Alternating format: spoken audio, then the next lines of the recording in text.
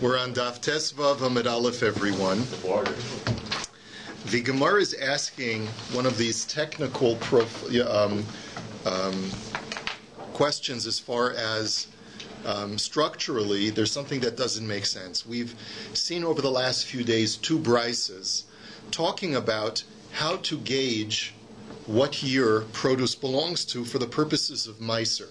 We want to know, like, if is it belonging to year 2, in which case it's subject to Meiser Rishon and Meiser Sheni, or does it belong to year 3, in which case the produce is subject to Meiser Rishon and Meiser Ani. So Meiser Sheni versus Meiser Ani, that's one of the main criteria. It also, you can't take produce from year 2 and tithe it together with produce from year 3. So we understand that. The Gemara is going to ask the following question. If you go back to Daf Yud Beis Amid Beis, which we just saw a couple of days ago, there's a brisa at the very top of the Amud where it says, it's on the third line, Im haisa shniya nichneses l'shlishis. The brisa tells us that if the produce is growing in year 2 going into year 3, and here it's talking about, what we're talking about is vegetables over here, and we know with vegetables we go basar likita, we go according to the harvest date and not according to the growth date, right? We go according to the harvest date for determining what year it belongs to. And here the brisa says that if you harvested it right before Rosh HaShana, so im haisa shniya nichneses l'shlishis, if it was Erev Rosh HaShana of year 2 going into year 3, so then shniya Meiser Rishon u'Meiser Sheni, Shlishis Meiser Rishon u'Meiser Ani. Then the produce that was harvested before Rosh Hashanah belongs to year 2, and therefore you take Meiser Rishon and Meiser Sheni.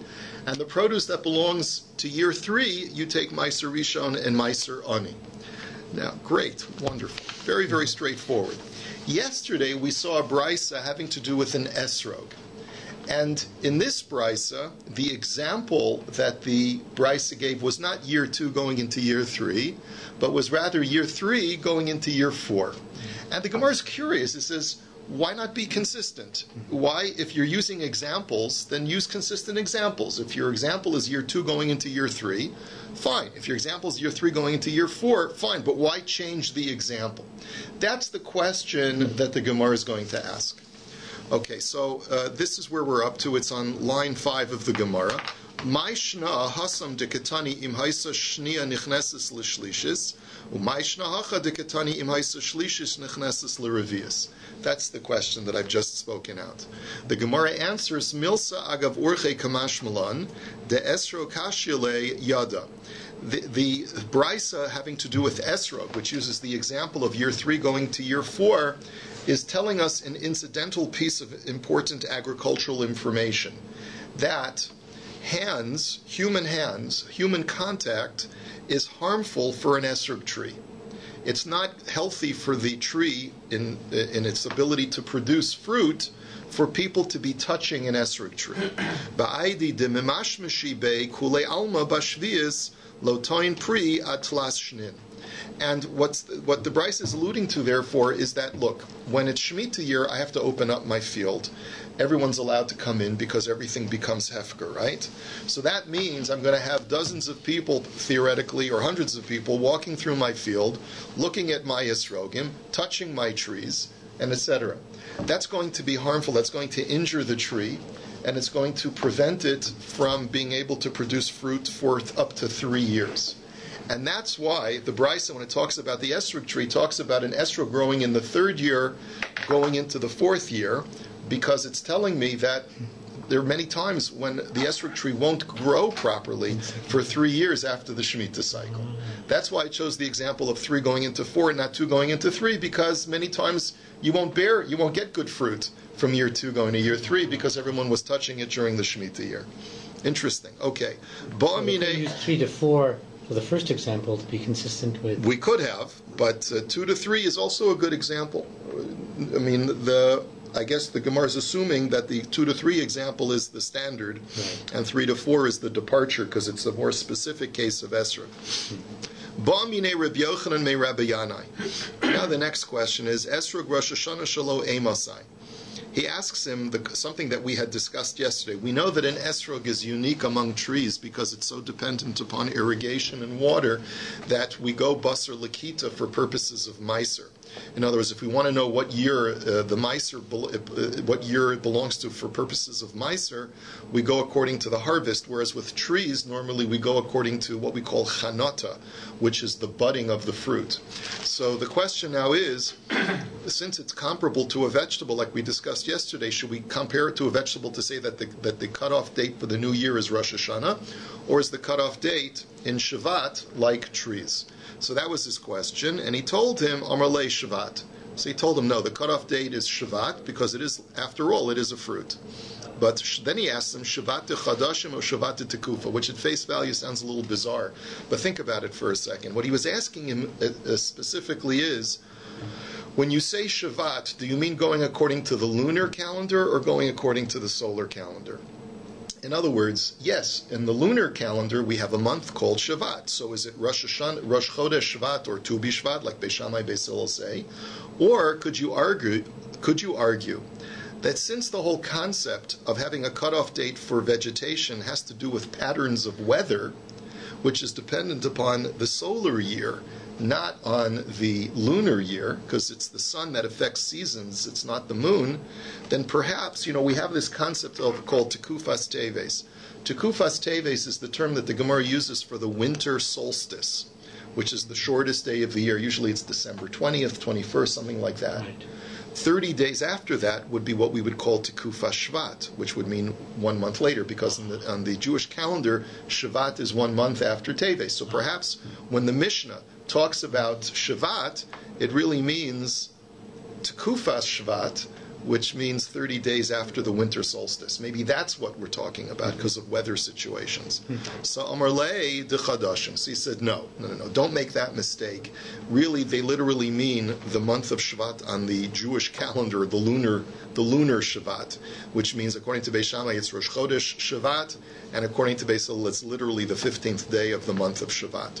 So Ba Minei Rava Me Rav Nachman Varmila Rabbi Yochanan Rabbi Yanai Ha'is Shana Me'uberes Mahu. So now my next question is, what if it's a leap year? And you got to think about this logically for a second. When there's a leap year, it means that Rosh HaShana is earlier that year, and therefore the rainy season does not go according to when Rosh HaShana falls out. It goes according to winter. And so there's going to Shavat in a leap year is a little bit earlier. Mm-hmm. So one could argue that any tree that buds then, even if it's after Tu B'Shvat, still belongs to the previous year's rain, because the majority of winter, is still yet to come. A vast majority of winter is still yet to come, like we had this year. Oh, yes. I mean, look at it. The trees only started budding like a week ago or something. It's been a very, very long winter here. So maybe you could argue that in a leap year, it's not Shavat that you go according to, but you go according to Adar Rishon, which is really sort of where Shavat would be in a regular year. So he said no. Amar le heilachacha rov shanim. He says no. Follow the majority of years. Since the majority of years we say it's Shavat, so even in a lunar year, which is a leap year, we also use the month of Shavat as our marker. Which you have to understand. What the Gemara is basically telling us is that even though the patterns of weather are not perfectly aligned with the lunar calendar, we still have to follow, for most issues of halacha, we still follow the lunar calendar, which is proximal to the patterns of the seasons in most years. Sometimes it won't be perfectly aligned, but that's okay. That's okay. So Amar Rabba, Esrog Bashisha Shenichnas Alashvias. Okay, this next sugya, I'm just warning you in advance, is a little bit complicated. You have to sort of hold cup. But I want to preface this sugya by just explaining something. We know, and Rav David asked a very good question yesterday. He talked about the fact that, we've learned yesterday for purposes of Meiser, we know that the cutoff date is Tu B'Shvat, right? But what about for the purposes of Orla? We know that fruit, the cutoff date for Orla is Rosh HaShana, not Tu B'Shvat. So yes. So what you see is that for different agricultural laws, there are different criteria. So let's be clear. When we said that for an esrog you go basar lakita, you go after the harvest date, not the budding date, that's only for purposes of determining which year of the Meiser cycle it goes according to. Is it year 2 or is it year 3? For an esrog, you say, when did you harvest it? But for Shemitah, that may not be the case. In other words, just because I harvest something after Tu B'Shvat in the Shemitah year doesn't necessarily mean that it has the status of Shemitah, because maybe for purposes of Shemitah halacha, you do go after Chanata even for an esrog. Okay, so keep that in mind, because we're going to see that for Shemitah we go after Chanata, and for Meiser we go after Lakita. Okay, so comes along Rabba and he says, Esrog bashishis shenichnas l'shvius, petura min hamaiser upetura min habiur. So he says as follows: if you have an esrog that budded in the 6th year and continues growing and is harvested in the 7th year, so in other words, after Tu B'Shvat during the Shemitah year, so then it's pater from meiser, it's not subject to tithing, right? Because in one respect, it has the status of a Shemitah produce, and therefore, even though if it was a 6th year produce, it would be subject to tithing, but here it's pater. And upetur min habiur, and sort of paradoxically, it also doesn't have the kedusha of Shemitah to require you to eliminate it from your house by a certain date, which is quite strange when you think about it. No, okay. But if it's a 7th year esrog, meaning that it grew in the 7th year and is harvested in the 8th year, so then it too is pater from meiser, but it has kedusha shvius that you'd have to dispose of it from your house by a certain date. Amar le Abaye. So Abaye says, Bishlam is seifa lechumra. So Abaye says, I understand that the seifa is consistently machmir to treat it with the kedusha of Shemitah. It's pater from meiser, but it has to be treated with kedusha shvius. But el reisha petur min habiur amai. But why, in the Reisha, was there this paradoxical leniency that on the one hand, it doesn't have the Kedusha of Shemitah to require biur, which means removing it by a certain date when it's no longer seasonal. And so why? Why would you say that? The Amrin and Zil Basar Chanata must be that for Shemitah purposes, you go according to the Chanata to the budding date, and the budding date was in the 6th year. So if the budding date was in the 6th year, it doesn't have Kedusha Shvius. But if by that argument, Ihachi Tichayev b'maiser. But by that argument, you should be liable for meiser. Why did Rabbi say that it's pater for meiser? Samar lei yad hakol memashmashin ba ve'at amart tichayev b'meiser? Question mark, exclamation point. In other words, he's saying like this. He's saying rhetorically, he says everyone's handling this esrog. How can you therefore tell me that it's subject to meiser? And what he means by saying is essentially this: I grant you it's a 6th year esrog, but there's a halacha by all produce that no matter what year it grows, if I declare it to be hefker before I tithe it, it no longer has to be tithed. Now, if this esrog is growing in my field into the 7th year, and now everyone can come in because it's the Shemitah year, everyone can come in and take it, so even if it is a 6th year esrog, but for all intensive purposes, how can I tithe it if it's hefker now? If everyone can grab it. So that's why it's pater from meiser. Rav Hamnuna Amar Bashisha Shenichneses L'Shvius La'olam Shishis Ubashvius Hanichneses L'Shminas La'olam Shvius. Rav Hamnuna disagrees with the first part of Rabba's statement, and he says, despite the fact that it's practically hefker, that it's for practical purposes it's hefker, but still because it's a 6th year produce, you still have an obligation to tithe it. So you treat it both lechumra and lekula as a 6th year produce. You have to tithe it, but it doesn't have kedusha shvius. But in the second case, I agree with Rabbah that if it's 7th year going into 8th year, it has kedusha shvius both lechumra and lekula. It's pater from meiser, but it has this obligation to dispose of it by a certain date. Meisvei Reb Shimon ben Yehuda Omer Mishum Reb Shimon. Let's challenge both Rabbah and Rav Hamnuna based on the following brisa. Esrog bashishis shenichneses l'shvius petura min hamaiser upetura min habiur. If you have an esrog that's budding in the 6th year, growing into the 7th year, it's exempt from meiser and it's exempt from kedusha shvius. It doesn't have kedusha shvius. Why? She'ein l'cha davar shechayev b'meiser Ela imkein godel b'chiyuv v'nilkat b'chiyuv. And this brisa tells me an important chiddush. He says that the only time something will be liable for tithing in certain kinds of produce is if it both grew in a year where there's tithing and it was harvested in a year where there's tithing. But this esrog, even though it grew in a year where there's tithing, since it was harvested in a year where there's no tithing into the Shemitah year, it's going to be patur from Meiser, and it's not going to have Kedusha Shvius. Uba Shvius shenichnesis l'shminis petura min ha-Meiser petura min ha-biur she'en lecha davar shechayev bebiur ela im ken gadol b'shvius v'nilkat b'shvius. And then the Brisa tells me, additionally, if it's the 7th year Yesro growing into the 8th year, it too will be patur from Meiser because it's a Shemitah fruit, but it'll also be patur from biur, because the only time something is obligated to be disposed of because of its kedusha is when it both grew during the Shemitah year and was harvested in the Shemitah year. So the first part of the Brisa is only going to be problematic for Rav Hamnuna. But the second part is going to be problematic for both Rabba and Rav Hamnuna. So Reisha Kasha Rav Hamnuna, Seifa Kasha Bein Rabba Bein Rav Hamnuna. So the first part said if it's 6th year going into the 7th year, it's patur from Meiser and it doesn't have Kedusha Shvius. Well, that's what Rabba had said. He had said that it's patur from Meiser because of the Hefker issue, and it doesn't have Kedusha Shvius because it grew in the 6th year.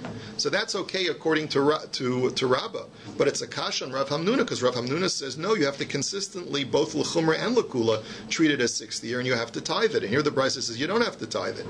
And the Seifa is a kasha both according to Rabbah and Rav Hamnuna, because the Seifa says that you use both criteria. You use both the criteria of the budding and the harvesting in order to be lenient when it comes to Shemitah law. And it says in the Seifa, if it was 7th year growing into the 8th year, it's patur from Meiser because it's a 7th year produce, but it's also patur from Kedusha Shvius. There's no obligation to dispose of it at any point. Why? Because it was harvested in the 8th year.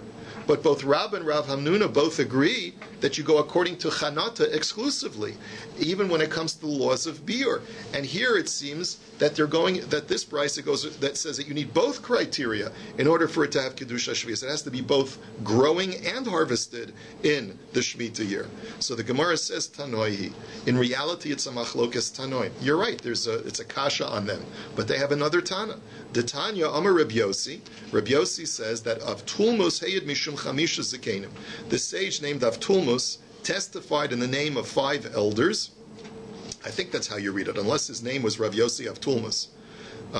No, I don't think so. Rabbi Yossi says that Avtulmus testified in the name of the 5 elders, right? Esrog achar lekitasa l'maiser. That an esrog is the criteria for meiser purposes is its harvest date, not its budding date. V'rabosenu nimnu be'usha v'amru achar lekitaso bein l'maiser bein l'shvius. And the rabbis in Usha said that it goes according to the harvest date, both for Meiser and for Shemitah. So the Gemara says, this doesn't make any sense. They're sort of throwing in a new piece of information that was not introduced previously. Shvius man dochar shmei. Since when was the Tanakama talking about Shemitah law? He was only talking about Meiser law. So the Gemara says, Chisuri mechzer avahachi kitani. Really, you have to read the Bryce as follows: that esrog achar lekitasa lemeiser v'achar chanata l'shvius v'rabosenu nimnu be'usha v'gamru achar lekitasa bein l'maiser bein l'shvius.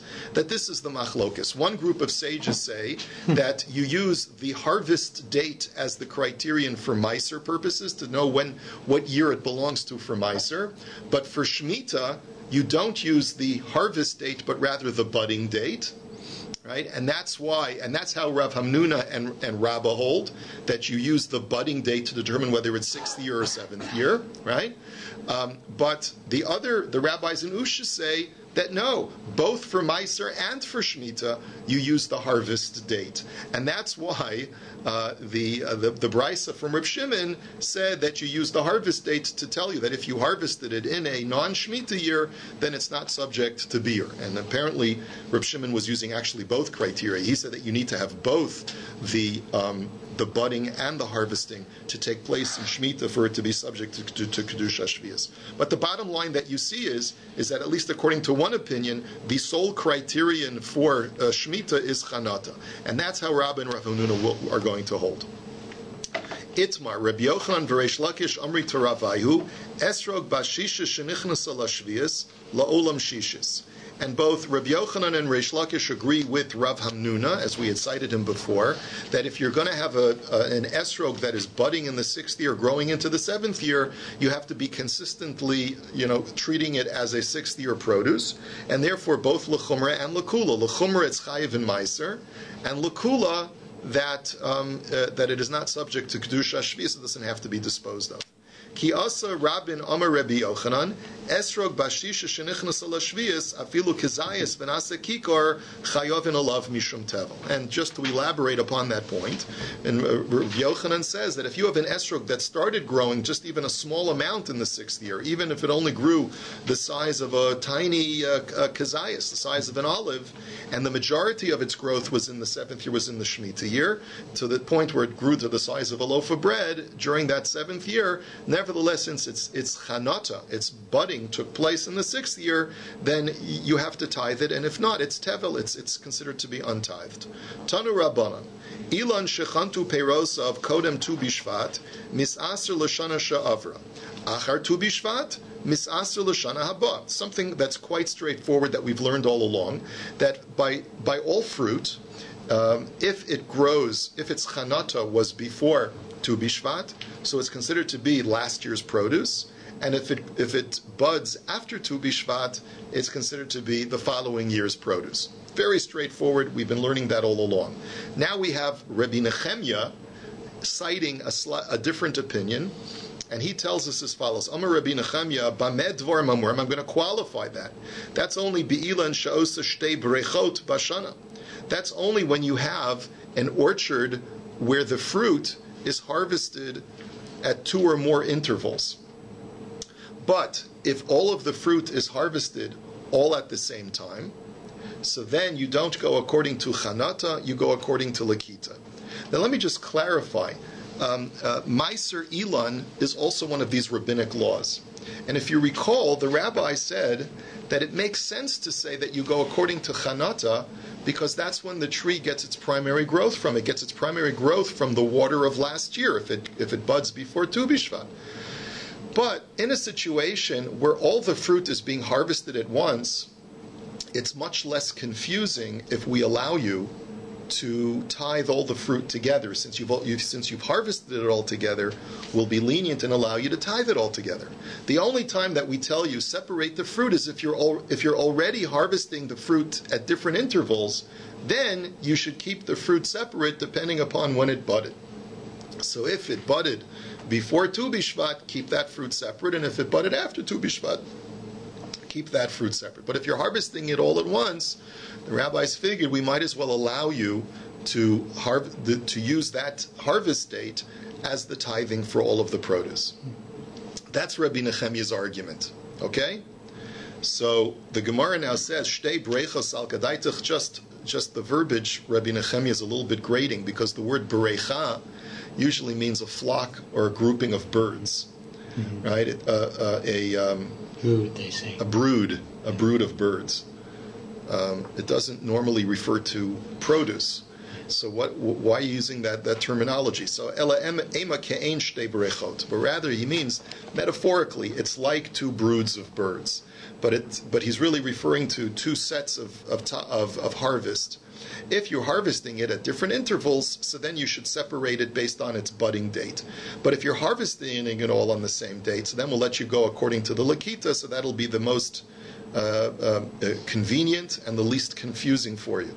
In a practical sense, a farmer, if he had a large orchard, may not be able to do it on one day, obviously. He may do it over several days and call that one harvest. But if that harvest period, a few days would on either side of Tu Bishvat. I hear what you're saying. I don't know exactly whether it's a good question you're asking, whether the term shtei brechos means, Rashi tells us that it means that the fruit ripens at different stages, and therefore you're forced to harvest it on separate dates. Your point is that even if they all ripen at the same time, there may be situations where your harvesting date is off by 1 day because you have a very large orchard. It's a valid point. I don't know that the Gemara addresses that point. Okay. So aval ilan ha'osa breicha echas kagon dekolim v'zeisim v'charuvin afal pi shechantu peraseim kodem tu bishvat misasrun l'shana haba. And therefore the conclusion of Rabbi Nechemia is, but if it's a type of tree where the fruit all ripens at the same time, and therefore you harvest them all at the same time, such as dekolim, which are palm trees, which grow dates, or zeisim, olive trees, or charuvin, or carob trees, since these things are all harvested at one time, even though they may have budded before Tu B'Shvat, if you harvest them after Tu B'Shvat, you count them as being part of the new year. So Amar Rabbi Yochanan, Nahagu ha'am b'charuvin k'Rebbi Nechemia. And Rabbi Yochanan says, when it comes to carob, people are generally going to be lenient like Rabbi Nechemia to count all of the carob as part of the new year. So the Gemara now says, Eisvei Reish Lakish l'Rabbi Yochanan. Reish Lakish challenges Rabbi Yochanan as follows. It says in the Brisa, B'no shuach sheviyah shelahen shniya mipnei sha'osin osha osos l'shalosh hashanim.